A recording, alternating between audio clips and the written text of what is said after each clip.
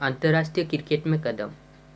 सन 1979 के अंत में भारतीय क्रिकेट टीम आक्रामक ओपनर बल्लेबाज श्रीकांत के नेतृत्व में पाकिस्तान के दौरे पर जा रही थी। 16 वर्ष की छोटी आयु में ही सचिन का चयन टीम के एक सदस्य के रूप में किया गया। उनकी आयु को देखते हुए कुछ विरोधी स्वर भी उभरे थे, पर उनके प्रदर्शन ने सभी को उनकी प्रतिभा का लोहा मनवा दिया था।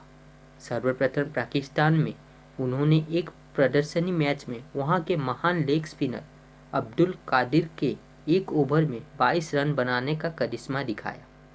तब अब्दुल कादिर ने उनके बारे में कहा था, ये लड़का सुनील गावस्कर की तरह नहीं खेलेगा, इसके बल्ले से तो विवियन रिचर्ड्स के बल्ले जैसी गूंज आएगी। ये सुनील गावस्कर और विवियन रिचर्ड्स का मिला जुला रूप होगा। ये कमजोर गेंद का इंतजार नहीं करेगा, ये तो परफेक्ट गेंद को भी 4 रन के लिए बाउंड्री के बाहर पहुंचा देगा। ये विश्व क्रिकेट का नया धूमकेतु बनेगा। सचिन दुनिया भर के गेंदबाजों के लिए सिरदर्द बनने जा रहा है। पाकिस्तान दौरे में सचिन ने जितने भी अंतर्राष्ट्रीय मैच खेले उन सभी में उसने ठीक ठाक शुरुआत की थी, ना अच्छी ना खराब। फिर भी वहां सचिन ने जिस तरह का खेल दिखाया, स्पिनर्स और तेज गेंदबाजों को खेलने की जो योग्यता दिखाई, उसे देखकर दुनिया भर के प्रसिद्ध क्रिकेट पंडितों को पता लग गया कि क्रिकेट का एक महानायक धरती पर उतर चुका है। क्योंकि उस समय पाकिस्तान के टीम में कई प्रसिद्ध विश्व स्तरीय गेंदबाज थे। सचिन ने अपना पहला एक दिवसीय अंतर्राष्ट्रीय मैच 18 दिसंबर 1979 को गुजरांवाला में खेला, जिसमें वो बिना कोई रन बनाए 0 पर ही आउट हो गए। और दूसरे मैच में भी उन्होंने कुछ खास नहीं किया, लेकिन टेस्ट मैचों में सचिन ने 35.38 रन की औसत के साथ 2 हाफ सेंचुरी की मदद से 215 रन बनाए, जो पाकिस्तानी आक्रमण की श्रेष्ठता को देखते हुए कम नहीं थे। सचिन के ये रन दूसरे कई अच्छे भारतीय बल्लेबाजों से अधिक थे। उनका उच्चतम स्कोर 59 रन था, जो अपने आप में एक 16 वर्षीय बल्लेबाज की योग्यता को दिखाता था। सचिन की उम्र और पाकिस्तानी हमलों की मजबूती और विविधता को देखते हुए ये एक अच्छी शुरुआत थी। अपने पहले एक दिवसीय मैच में सचिन 0 पर अवश्य आउट हो गए थे, लेकिन लिटिल मास्टर के बल्ले ने इतिहास का पहला पन्ना तो लिख ही डाला था। कुछ समय बाद 1990 में भारत ने इंग्लैंड का दौरा किया और तब सचिन ने पाकिस्तान में लिखे इतिहास पर अपने पहले टेस्ट शतक के भरोसे की मोहर लगा दी। उन्होंने ओल्ड ट्रैफर्ड मैनचेस्टर में इंग्लैंड के योग्य गेंदबाजों के सामने महज 17 वर्ष की उम्र में आउट हुए बिना 119 रन बना डाले। जब सचिन अपने शतक के बेहद करीब थे तो अंग्रेज कप्तान ने इस कद से छोटे बल्लेबाज को दबाव में लाने के लिए बेहद आक्रामक फील्डिंग सजाई थी, लेकिन उस दिन सचिन को नहीं रोका जा सका। इसके बाद ऑस्ट्रेलिया और दक्षिण अफ्रीका में भी इस अनोखे बल्लेबाज का बल्ला नहीं रुका। वहां के क्रिकेट प्रेमी सचिन की बल्लेबाजी देखकर उसके दीवाने हो गए। जब 1991 में भारत ने ऑस्ट्रेलिया का दौरा किया तो सचिन के बल्ले से निकले स्ट्रोक्स ने कंगारुओं को चकित कर दिया। सारी दुनिया में सचिन के बल्ले का गुणगान होने लगा। सिडनी टेस्ट में नाबाद 148 रन और पार्थ में 114 रन बनाकर सचिन देखते ही देखते भारतीय क्रिकेट के प्रमुख बल्लेबाज बन गए। इस छोटे से बंदरव्याह ने दुनिया के बड़े बड़े खतरनाक गेंदबाजों का सामना करते हुए जो बल्लेबाजी की, तो उन महान क्रिकेटर्स के भी मुंह खुले रह गए।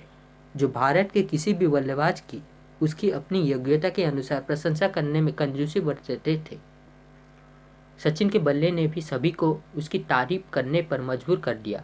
कई लोगों ने उन्हें विश्व का सर्वश्रेष्ठ बल्लेबाज घोषित कर दिया। आमतौर पर अधिकतर भारतीय बल्लेबाज तेज गेंदबाजी के खिलाफ कमजोर माने जाते थे, मगर सचिन ने तो स्पिन गेंदबाजों के साथ साथ तेज गेंदबाजों की गेंदों को भी इतने असरदार और आक्रामक अंदाज में खेला कि बड़े बड़े तेज गेंदबाज भी चकित रह गए। इस तरह दुनिया के हर देश में जबरदस्त रन बनाए करिश्माई सचिन ने।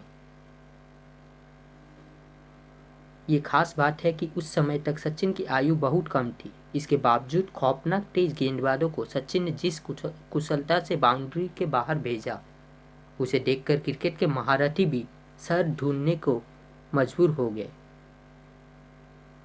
लेकिन ये तो इस जीनियस के सफ़र की महज शुरुआत थी।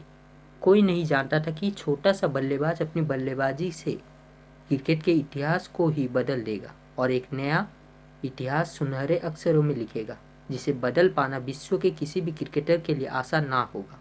1993 में जब भारतीय टीम दक्षिण अफ्रीका के दौरे पर थी, तब सचिन ने पोर्ट एलिजाबेथ में 111 रन की शानदार पारी खेली। 1993 में ही इंग्लैंड के साथ घरेलू सीरीज के दौरान 165 रन और इसी वर्ष श्रीलंका के खिलाफ कोलंबो में नाबाद 104 रन बनाए थे।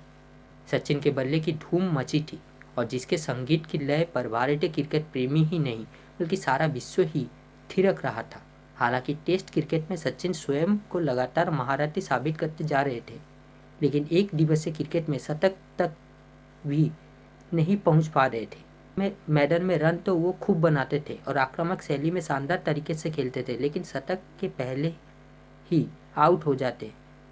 यहाँ पर यह बात याद रखने काबिल है कि वनडे क्रिकेट में वो अक्सर तब खेलने आते थे जब 10 या 15 ओवर्स ही शेष रहते थे।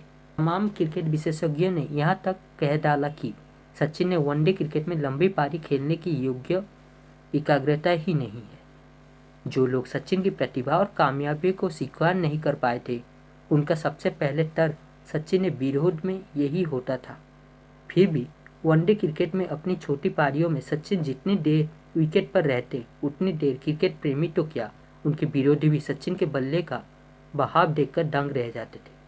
सचिन लगातार अपनी छोटी लेकिन बेहतरीन पारियों से यश बटोरते रहे। अक्सर समाचार पत्रों में लिखा मिल जाता था कि सचिन अपनी उम्र से कई अधिक बढ़कर स्ट्रोक खेल रहे हैं।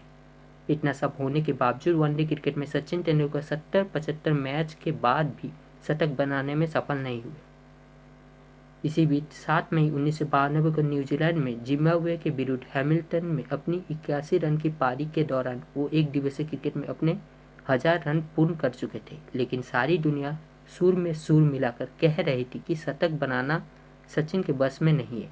इसी आरोप को वो तोड़ नहीं पा रहे थे, जैसे एक दिवसीय क्रिकेट में उनके अच्छे प्रदर्शन के बावजूद शतक बनाना उनकी किस्मत में ही ना हो।